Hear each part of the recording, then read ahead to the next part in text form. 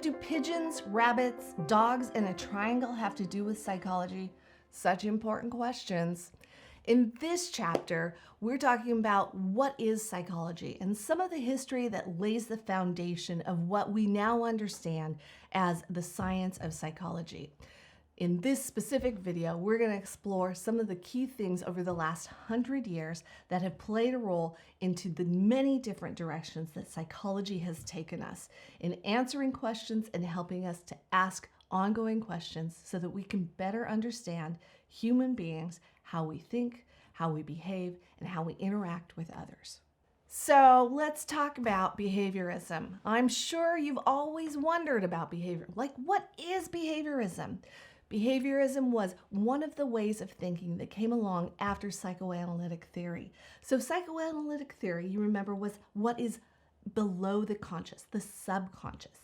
When we think about a reaction to that in the world of science, we have key players who said it's not about what we can't see, it's about what we can see. So behaviorists came along and said, we can't know the unknown because the only thing that's important is the behaviors we can see. One of the first behaviorists was Ivan Pavlov, and you may have heard about him. He relates to dogs, and dogs that slobber. So how did he come into the picture? He was someone who was looking at how to train animals, and in this he stumbled upon a finding. You probably know a little bit about this, but he found that dogs associated a certain sound with him coming in and bringing them their food. And as a result, food is something that stimulated a physiological response in the dogs. It's kind of like a cookie, a chocolate chip cookie. And you can smell it coming out of the oven, and you have this visceral response that probably changes even into the point where your mouth may start to salivate and anticipate what's coming. The dogs had the same thing. They started salivating, and then they started associating that sound with the food that was coming. And that was the beginning of behaviorism.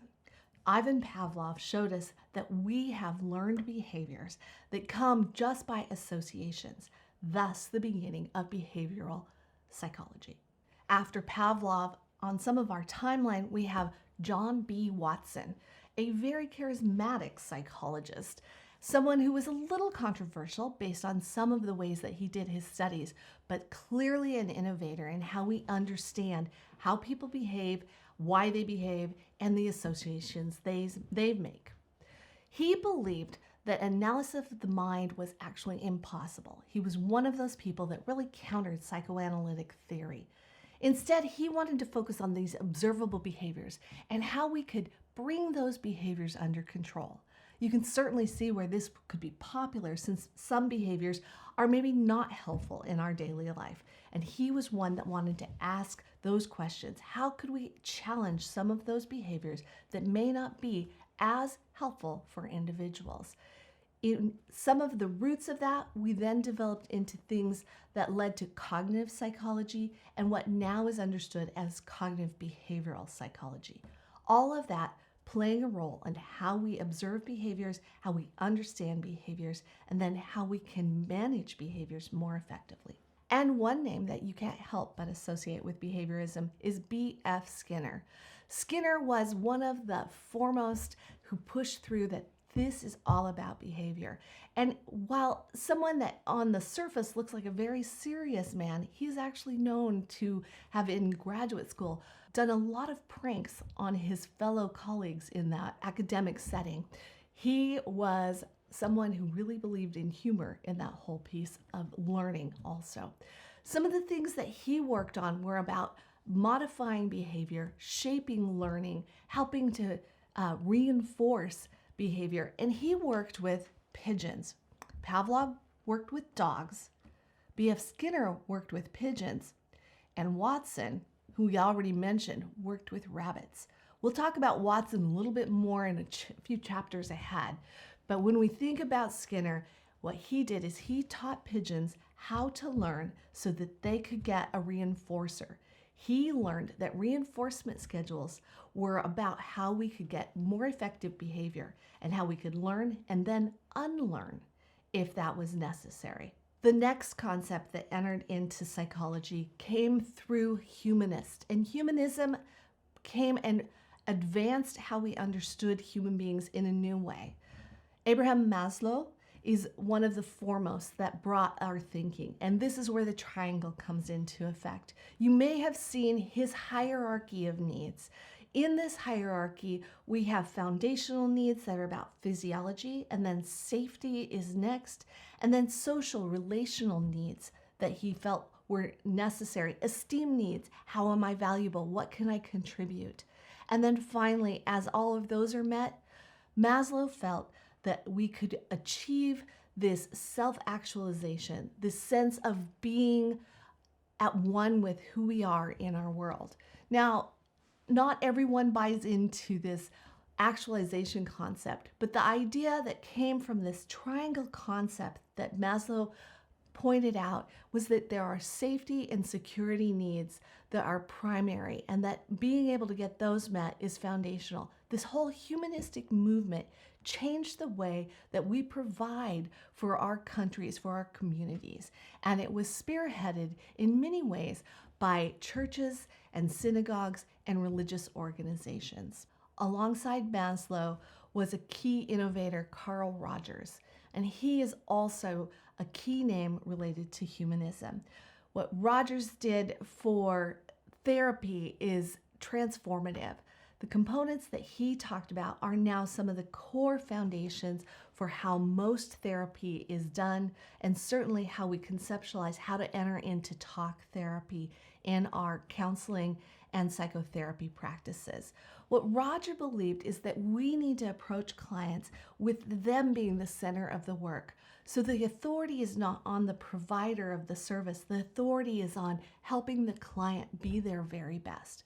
What Rogers believed and promoted is that there are components that get in the way of a client being their best. And those are those components that come from their perceptions of expectations from the outside. So there's a sense that Rogers shared with us of the ideal self that we're supposed to be so that we can be accepted and cared for by others. But then there's the real self.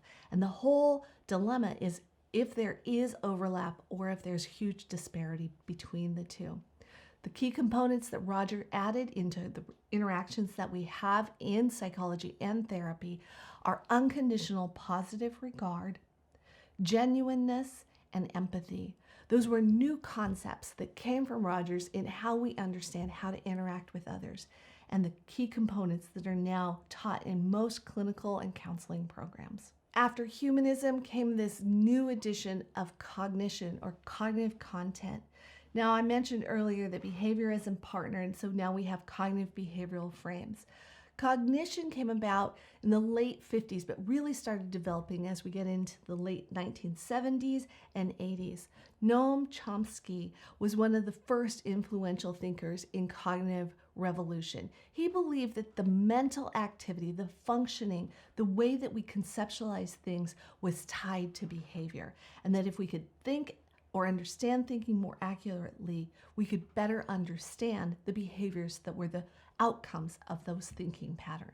Other key people are all over the world. We have individuals both in the United States, in South America, in Asia.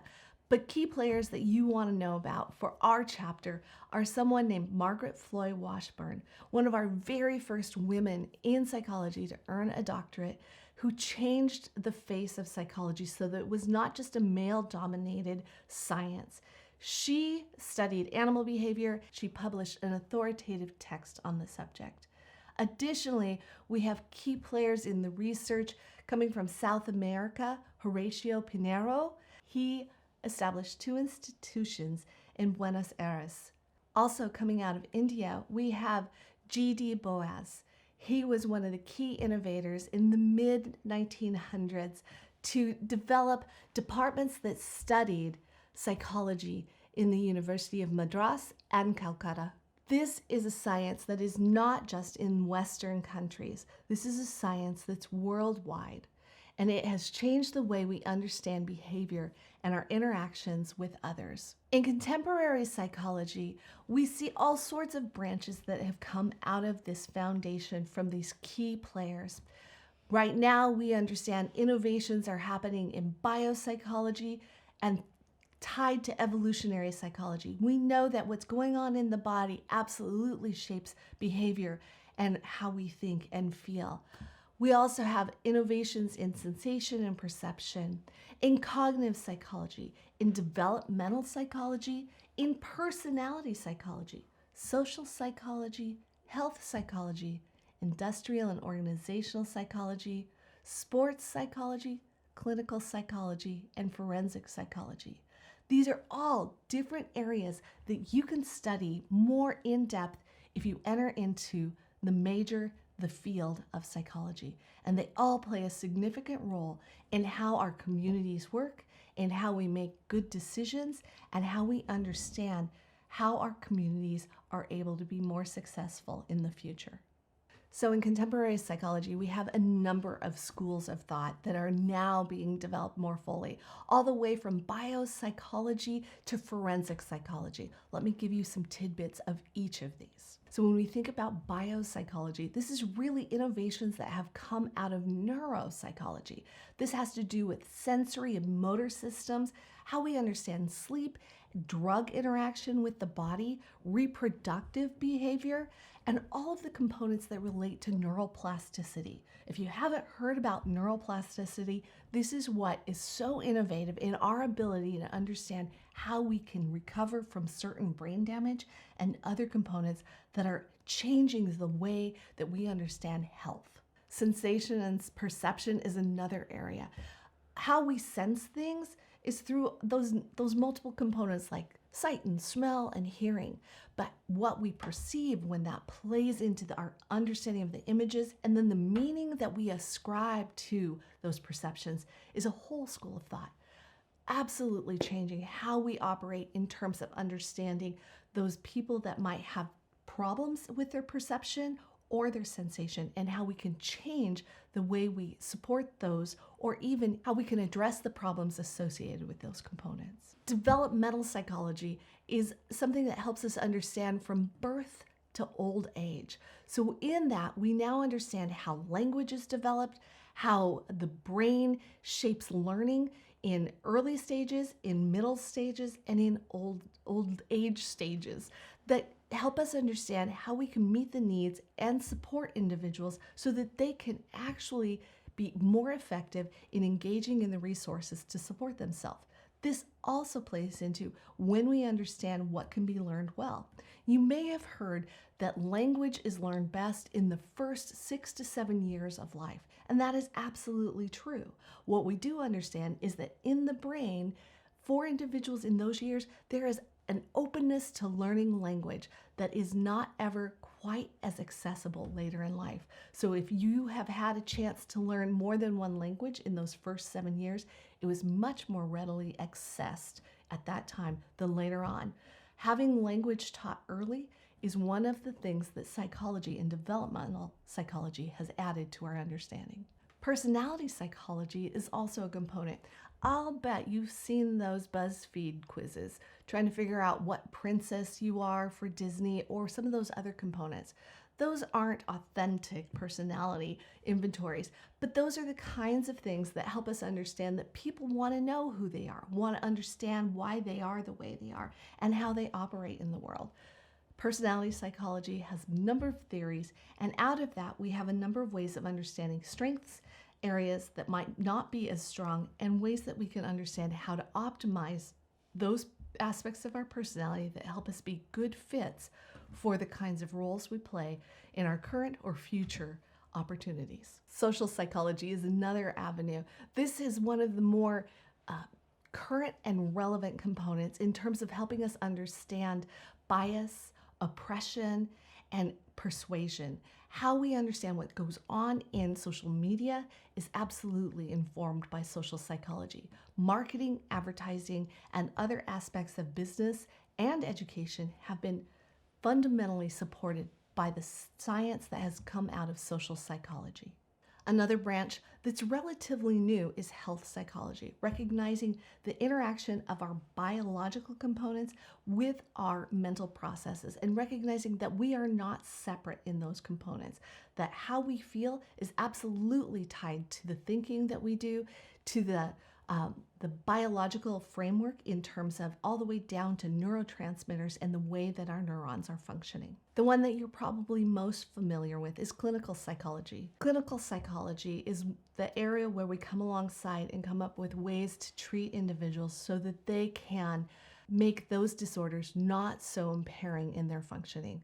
The goal is to understand, to support, and to equip. And then, just to summarize, there's definitely lots of areas of psychology: industrial and organizational psychology, sports and exercise psychology, and forensic psychology. Industrial and organizational is how to make businesses function well for the individual and for the system within that company. Sports and exercise psychology is how to optimize individuals. Particularly, you might think of athletes, both in high performing athletes like those professional athletes, but also working with teams, even down to how to teach sports more effectively in grade school on up. And then finally, forensic psychology. Now, be careful, because the media would say forensic psychology has to do with a lab. Actually, forensic psychology is that component about helping understand if this is a person who is dealing with things that are getting in the way of them being able to move forward. Frequently, forensic psychologists are doing tests like IQ tests or personality tests in order to find out if this is someone who can stand trial or if this is someone who should have custody of their child. So it can encompass a number of things. The reason it's called forensic psychology is it involves the law. So understanding the legal components is part of what makes that role so unique. The psychology and then the legal standing within the community that that individual will find themselves. So there's lots of careers that can be found in psychology. The really interesting thing is that with a bachelor's in psychology or one of the related sciences, you can actually go almost anywhere. What it teaches you is how to understand other people, how to understand how to relate to other people, how to understand good science so that you can be a good consumer of science, and how then to make good decisions. Psychology is a part of every day, and understanding these many aspects in this big overview is going to help you move forward, not just with this course, but with the rest of your life. Welcome to psychology.